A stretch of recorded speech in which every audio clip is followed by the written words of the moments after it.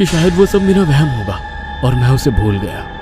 लेकिन एक रात जब मैं प्लेटफॉर्म की बेंच पर झपकी ले रहा था, उस दिन भी स्टेशन पर कोई पैसेंजर नहीं था, पार्किंग भी खाली पड़ी हुई थी। तभी मुझे पायलों की छन छन सुनाई दी। मैंने मुड़कर देखा, एक लाल साड़ी पहनी खूबसूरत औरत घूंघट ओढ़े प्लेटफॉर्म की तरफ बढ़ रही थी। उसका सिर्फ नाक के नीचे का चेहरा दिखाई पड़ रहा था। उसकी नाक तीखी थी और रंग गोरा था। वो प्लेटफॉर्म के कोने पर आकर खड़ी हो गई। मैं पीछे से उसे निहार रहा था। तभी दूसरे ट्रेन की हॉर्न की आवाज़ सुनाई देने लगी। वो औरत ट्रेन की तरफ देख रही थी। ट्रेन पास आई और प्लेटफॉर्म के पास आ गई। उसने प्लेटफॉर्म से ट्रैक पर छलांग लगाई और वो चलते ट्रेन के नीचे कुचल गई। ये देख मेरी चीख निकल गई। वो एक मालगाड़ी थी, इसीलिए वो स्टेशन पर रुके बगैर वहाँ से तेज़ी से चली गई। मुझे कुछ भी समझ में नहीं आ रहा था। मैं प्लेटफॉर्म के कोने पर गया। ट्रैक पर उस औरत की कटी लाश पड़ी हुई थी। उसके कटे हुए शरीर के टुकड़े जैसे हाथ और पांव तड़प रहे थे। वो देख मेरे रोंगटे खड़े हो गए और मैं सुरेश की तरफ भागते हुए चला गया।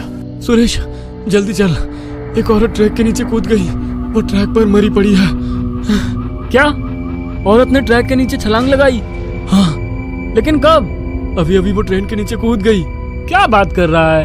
अभी कौन सी ट्रेन गुजरी है यहाँ से? क्या? ये क्या बोल रहे हो? अभी अभी एक मालगाड़ी यहाँ से गुजरी। क्या तुमने उसे देखा नहीं? क्या बात कर रहे हो? आज कोई भी मालगाड़ी यहाँ से गुजरने वाली नहीं थी।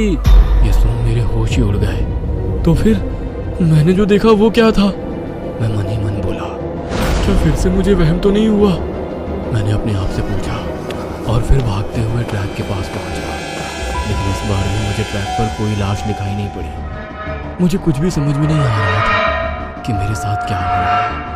मैं सोचने लगा कि कहीं मैं पागल तो नहीं हो रहा। लेकिन फिर मेरे मन में एक बात आई, कहीं स्टेशन भूतिया तो नहीं। और फिर मेरे दिमाग में कुछ बातें आने लगी। मैं सुरेश की तरफ गया। सुरेश सच बताओ, कहीं ये स्टेशन भूतिया तो नहीं? ये क्या बोल रहे हो?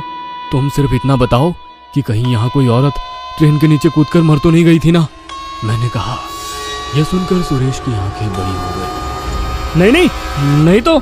वो झिझकते हुए बोला, इसका मतलब वो मुझसे कुछ तो छुपा रहा था। लेकिन मैं जानना चाहता था कि यहाँ कुछ ना कुछ गड़बड़ तो है, क्योंकि मैं पागल तो नहीं था, ना मुझे कुछ वहम हो रहे थे। इसका मतलब ये था कि मेरे साथ जो कुछ घटनाएं घट रही थी वो भूतिया ही थी। तभी मुझे पायलों की छन छन सुनाई दी। मैंने आवाज की तरफ देखा तो मैंने देखा कि दूर अंधेरे से वही लाल साड़ी वाली औरत हमारे पास चलते हुए आ रही थी। सुरेश, क्या वो तुम्हें औरत दिख रही है? मैंने सुरेश से पूछा और उसकी तरफ देखा तो सुरेश के पसीने छूट चुके थे। वो आंखें फाड़कर उस औरत को देख रहा था। नहीं नहीं तो, वहाँ कुछ भी तो नहीं है। लेकिन मैं जानता था कि सुरेश झूठ बोल रहा है। उसे वो औरत दिखाई दे रही थी और शायद वो उसे जानता भी था, लेकिन मुझसे वो बात छुपा रहा था। लेकिन क्यों? मुझे कुछ भी समझ में नहीं आ रहा था। वो औरत हमसे कुछ ही दूरी पर थी। तभी उसने अपना पल्लू उठाया और उसका चेहरा देखकर मेरे पैरों तले जमीन खिसक गई, क्योंकि उस औरत के नाक के ऊपर का पूरा चेहरा और सर कुचला हुआ था। उसकी आंखें, उसका चेहरा, उसका दिमाग और बाल सब एक दूसरे में उलझे हुए थे। मैं जोर से चीखा और स्टेशन के बाहर दौड़ा। मैं तो पार्किंग में था जब मैंने दूर से एक बाइक पार्किंग में आती देखी। मैं उस बाइक के सामने जाकर खड़ा हो गया। बाइक पर एक आदमी और उसके पीछे एक औरत बैठी थी। और जब मैंने उस औरत को देखा तो मेरे रोंगटे खड़े हो गए, क्योंकि वह वही लाल साड़ी वाली पल्लू ओढ़े हुए औरत थी। लेकिन तुम तो अभी मर गई थी ना? मैं डरते हुए बोलने लगा। क्या बात कर रहे हो आप? वो पीछे बैठी औरत बोली, ए, चुप कर, राय मत से बात करती है तू। उसके सामने बैठा आदमी उस पे चिल्लाया। उसका चिल्लाना सुनकर वो औरत भी गुस्सा हो गई। ये आदमी तो मुझे चैन से न जीने दे रहा है न मरने दे रहा है। वो गुस्से में बोली और बाइक से उतर गई और बैग लेकर रेलवे स्टेशन की तरफ चली गई। उस आदमी ने उसे रोकने के लिए कहा, लेकिन वो नहीं रुकी। यह देख वो गुस्सा हो गया और वो आदमी उसे गालियां देते हुए वहीं बाइक पार्क कर उसके पीछे गुस्से में भागा। मैं देखना चाहता था कि आखिर ये क्या हो रहा है। कुछ देर पहले वो तो औरत मेरे आंखों के सामने मर गई और फिर उसका भूत भी मुझे दिखा था, लेकिन अब वो जिंदा इंसान की तरह कैसे हो गई। इसीलिए मैं भी प्लेटफॉर्म पर पहुंच गया। वो दोनों प्लेटफॉर्म के कोने पर खड़े थे। तभी दूसरी ट्रेन की हॉर्न की आवाज आई। वो आदमी काफी डर गया था और उस औरत के सामने हाथ जोड़ रहा था। तभी उसने उस आदमी को रेलवे ट्रैक पर लगाया और चलती ट्रेन में से गुजर। ये देख, मेरी आंखें फटी की फटी रह गई। वो मालगाड़ी उस आदमी को कुचल रही थी। तभी उस औरत ने मेरी तरफ देखा और मुस्कुराई। तभी एक हवा का झोंका आया और उसका पल्लू उसके सर से उड़ गया और फिर मुझे दिखाई दिया उसका कुचला हुआ आधा चेहरा और सर। इसका मतलब वो सच में भूत, प्रेत या फिर आत्मा थी। तभी मैंने देखा कि प्लेटफॉर्म की बाईं तरफ से वो गला कटा हुआ छोटा बच्चा मेरी तरफ चलते हुए आ रहा था। दूसरी ओर से वो बूढ़ा सरकटा आदमी मेरी तरफ रोते हुए आ रहा था। तभी मालगाड़ी की सभी बोगियां वहां से चली गई और ट्रैक से उस औरत का पति भी खड़ा हो गया और प्लेटफॉर्म पर चढ़ गए। वो सभी मरे हुए लोग मेरी तरफ बढ़ रहे थे। तभी मुझे सुरेश की याद आई। सुरेश! मैं चीखा और टिकट काउंटर पर चला गया तो मैंने विंडो से देखा कि पूरे कमरे की दीवार पर खून की छींटें उड़ी हुई थी। मैंने कुर्सी देखी तो कुर्सी पर सुरेश की सरकटी लाश पड़ी थी। इसका मतलब उस आत्मा ने उसे भी मार डाला था। शायद तभी जब मैं रेलवे स्टेशन से पार्किंग की तरफ भागा था, पर लोग मेरी तरफ बढ़ रहे थे। इसीलिए मैं रेलवे स्टेशन से भागा और रास्ते से भागने लगा। तभी मुझे टांगे की आवाज़ आने लगी। मैंने पीछे देखा तो एक सफ़ेद घोड़े वाला टांगा मेरी तरफ ही आ रहा था।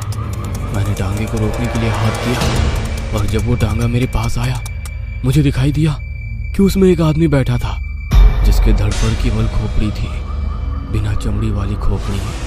उसके हाथ में एक मैशेटी था। वो देख मेरी सांसें तेज हो गई। वो टांगे वाला भी एक भूत था। वो मैशेटी लेकर मेरे ऊपर झपटा, लेकिन मैंने उसका हाथ पकड़ लिया और उसे धक्का मारकर मैंने उसके हाथ से मैशेटी छीन लिया और फिर मैंने उसकी खोपड़ी उसके धड़ से काट दिया। मैं गुस्सा हो गया था। जब उसने हलचल बंद की तब मैं शांत हो गया। तभी मेरी नज़र टांगे में रखे एक बैग पर गई। मैंने उस बैग को उठाया और उसमें उस टांगे वाले की खोपड़ी और मैशेटी डाला, क्योंकि मैं सब लोगों को दिखाना चाहता था कि सच में मैंने भूत देखे थे। क्योंकि मुझे पता था कि बिना सबूत के सभी लोग मुझे पागल कहेंगे, लेकिन मैं पागल नहीं हूँ।